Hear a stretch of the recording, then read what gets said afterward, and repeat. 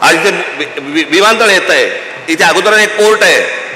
कोण माणसं येत आहेत, कोण नाही येत आहेत. मला असं वाटतं आपण सगळ्या पक्षांनी विचार केला पाहिजे की या येणाऱ्या नवीन विमानतळावरती सर्वाधिक जवळपास 100% ही मराठी मुलं आणि मराठी मुली कामाला लागल्या पाहिजेत तिकडे.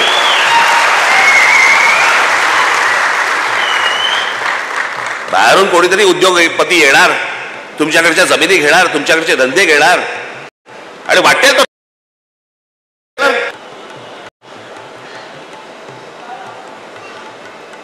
आता तुम्हाला म्हणे तुम्ही ह्या सगळ्या जमिनी आणि याच्यावरती म्हणे कायदा आणला राज्य सरकारने. तुम्ही कोण आहात? तर अर्बन नक्षल आहात, शहरामध्ये राहणारे नक्षल. तुम्ही जर विरोध केला, कुठच्या प्रकल्पाला विरोध केला तर सरकार मला अटक करू शकतं, करूच देत.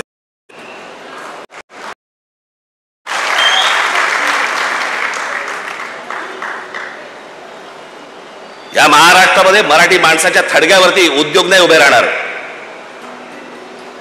उद्योग आणायचे असतील तर मराठी माणसाचा मान सन्मान राखूनच तुम्हाला उद्योग आणावे लागतील, त्याशिवाय तुम्हाला आणता येणार नाही.